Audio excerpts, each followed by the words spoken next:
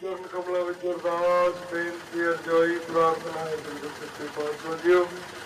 आप जी की महान कृपा दयालता हुई सतगुरु सच्चे पातशाह जीओ। दिन रोज तो सतगुरु सच्चे पातशाह जीओ की महान यात्रा जो कल शाम पलाथी के पहुंची सी अज इस वेले सतगुरु सच्चे पातशाह जीओ आप अपने पालकी साहब विराजमान हो। सतगुरु सच्चे पातशाह जीओ संगतां नूं दर्शन दिदारे बख्श के इलाके नूं करतार्थ करो। सतगुरु सच्चे पातशाह जीओ नाम ते बाणी दे नाल जोड़ो। सतगुरु सच्चे पातशाह जीओ आप जी दे पावन वाक पवन गुरु पानी पिता माता धरत महत पहले पानी जियो है जत हरिया सब कोई दे महावाका अनुसार। सतगुरु सच्चे पातशाह जीओ जो उसकी सांभ संभाल सेवा का कार्य चल रहा है। सतगुरु सच्चे पातशाह जीओ कृपा करनी नानक नाम चढ़ती कला तेरे बाणे सरबत दा भला बेले सोन है।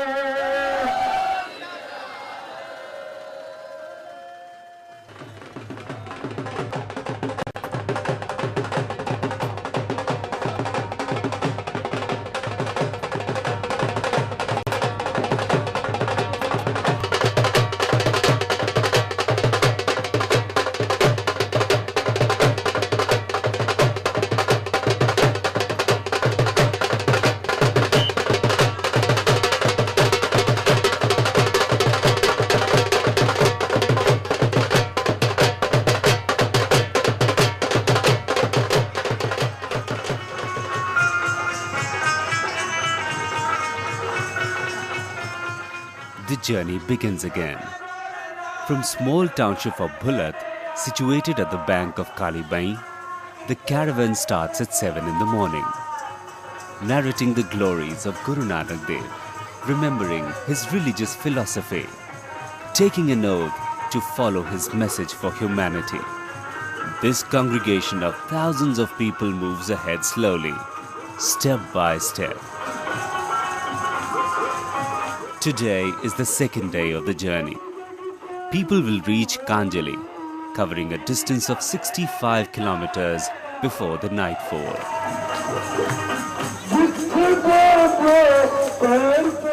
When a gathering shares an objective, and when the same thread of emotion ties them together, then it is no more a crowd. At such times, varied faces of the crowd mold into a single face. Old identities get dissolved. This kind of gathering becomes an indomitable force. Whoever joins this does not remain a mere individual, but becomes a part of this gigantic power. This is one such gathering, a convoy of men and women, young and old, which bound by a single goal is moving forward through streets of villages, towns, tied to the notes of same composition and dancing to the rhythm of same beats. This journey is not being undertaken merely to cover distances. Neither is it a journey to move from one place to another. This, in fact, is an expedition to bridge a gap that has settled between man and nature. At another level, it is a journey to reach that state of awareness where man will no more be nature's enemy, but would live in complete harmony with her. This is a journey to get back to the glorious past when air, water and earth were worshipped as deities in Punjab. Hence, the path chosen by this caravan is the bank of ancient and historic river Bein. Bein had been a victim of man's rapaciousness and his misdeeds, but she has also seen the same man performing penance for his sins. This poignant tale of Bein is heartwarming.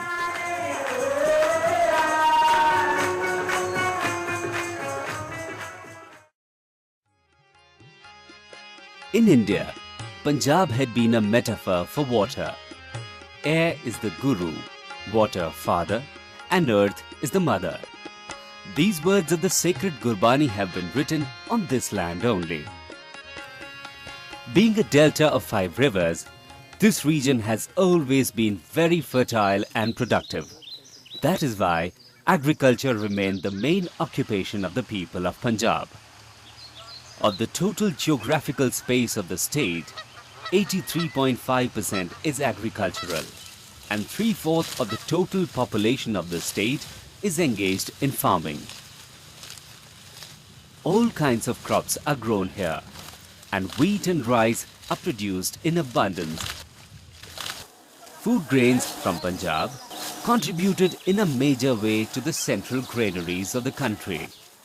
A well-knit conventional system of canals and drainage has been a major source of irrigation in Punjab. But the situation in Doaba region of Punjab is quite different. Though intense farming is done in this region, but there does not exist any network of canals for irrigation. Consequently, main source of water for irrigation are tube wells.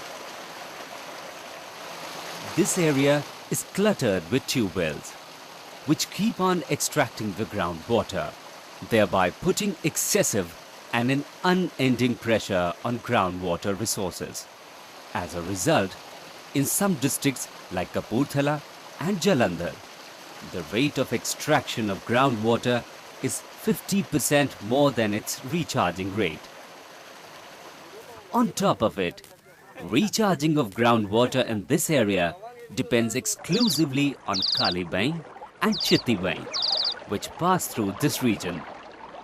Kali Bein, the pristine river.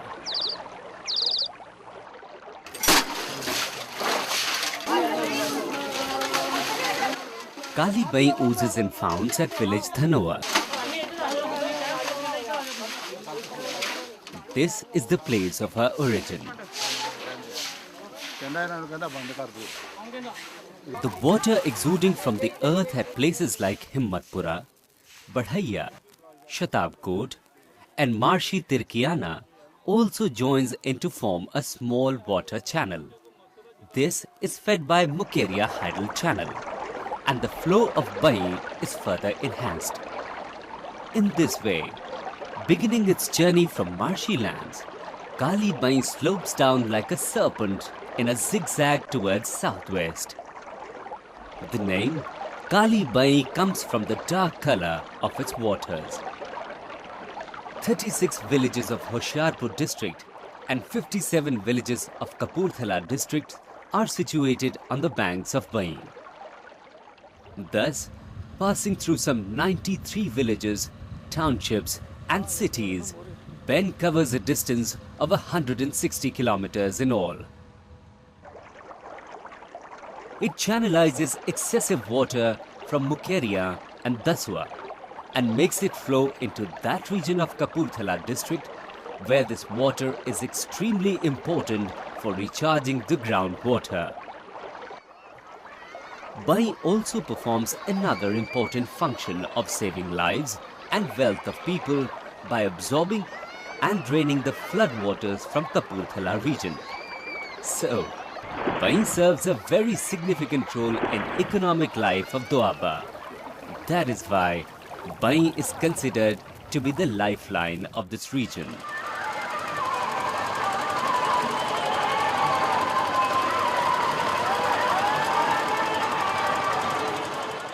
Kali Bein has also been associated with the socio-cultural life of Doaba. Whichever be the festival, Baisakhi, Purnamasi, Amavasi, the fairs and fetes took place at the banks of Bein, and people from nearby villages and towns used to take holy dips and participate in the celebration with great enthusiasm and joy.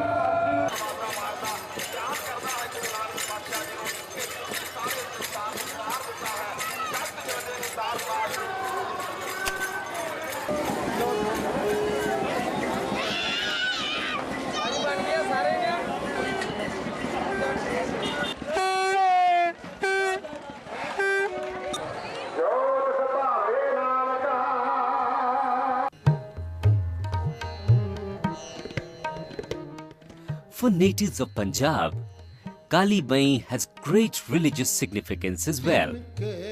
Many historic gurudwaras are situated along its banks.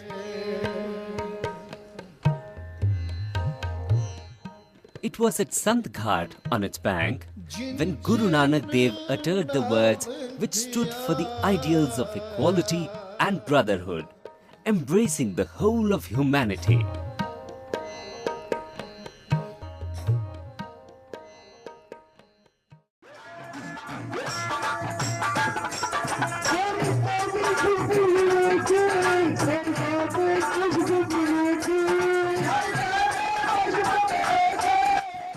And the journey is on.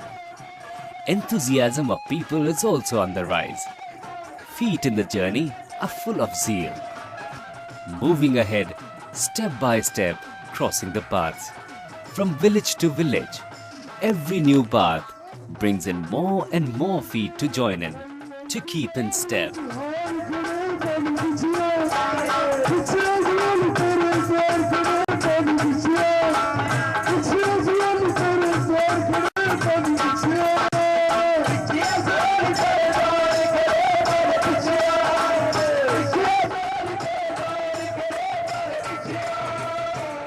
Does Bein feel the vibration of these footsteps? Does she understand the goal of this progression? Is she really listening to their prayer songs and the anguish? And their resolve for penitence hidden in the songs? Has Bein really forgiven them?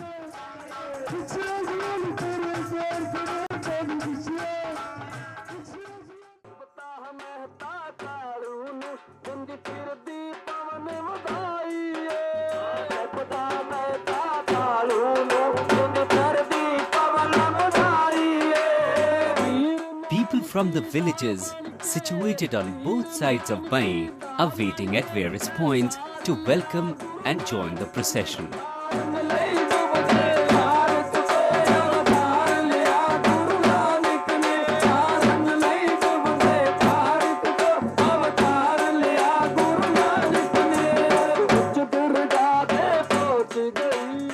Devotional songs are reverberating in the air. The vibes of these songs will merge into the rhythm of approaching procession. The waiting ones will join it to become a part of the bubbling caravan, which everyone wants to go through. No one wants to be left behind. Everybody wants to be in league with others and to be a part of this commune.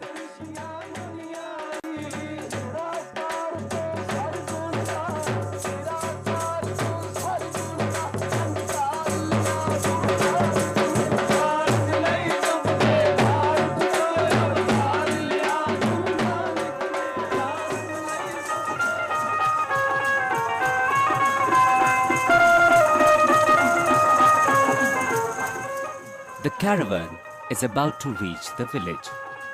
The vigor and enthusiasm of the partakers is further heightened. Just like the springing waters of Bein, they have to maintain this level of vigor and zeal for 5 days till they reach their goal, till they fulfill the promise made to Kali Bein.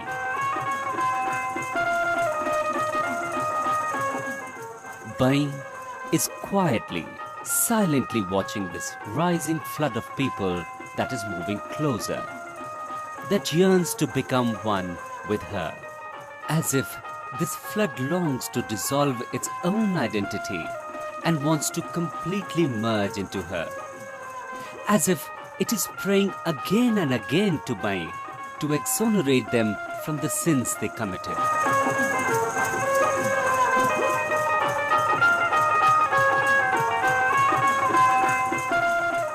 On its arrival, the convoy is given a hearty welcome.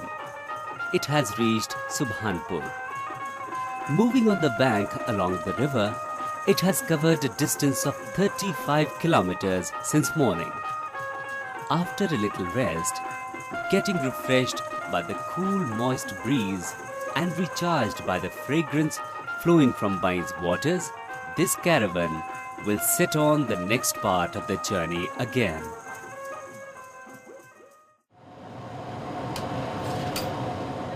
The dark evil shadow had started engulfing the intimacy and sanctity of the relationship between natives of Doaba and River Bein when the process of industrialization and urbanization began in Punjab.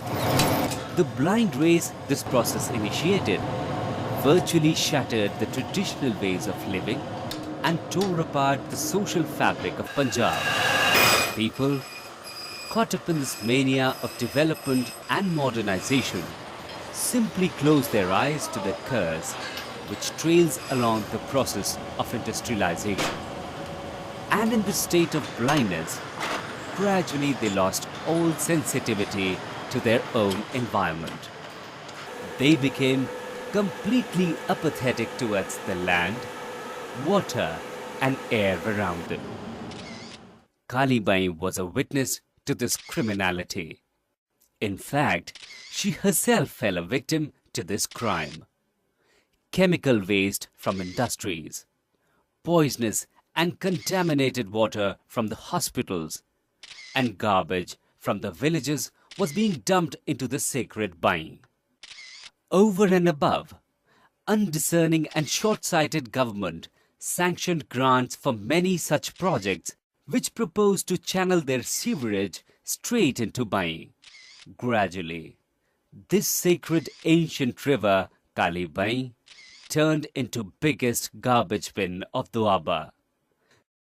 This fatal blow first struck the surface water, and then this polluted and contaminated water started trickling down, making the groundwater poisonous. Then Bein underwent another offensive assault: the greed and covetousness of farmers. Farmers in the adjoining areas started encroaching the bed of Bein. They illegally spread their fields onto the riverbank. The bed of Bein began to shrink and became more and more narrow. Flow of water became even more constricted. Polluted water with thick, sticky, slimy mud started settling on the bottom. Bein had fallen ill. The flow of water had ceased. Bein stopped flowing playfully. It became still like a bedridden patient. As time passed, seeds of hyacinth started germinating in its still waters. Water weeds started growing everywhere, spreading like an epidemic, and soon covered the stagnant waters of Bein. Sucking on the standstill water, the weed vegetation became so dense that soon Bein started looking more like a space full of hyacinth fields than a flowing river, completely worn out and decrepit. Bein could not stand these repeated assaults. Finally, she died.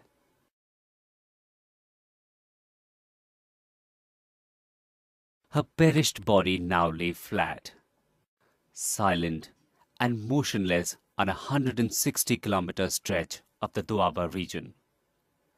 She was now reduced to a mere zigzag, a rather distorted blue line on map of Punjab.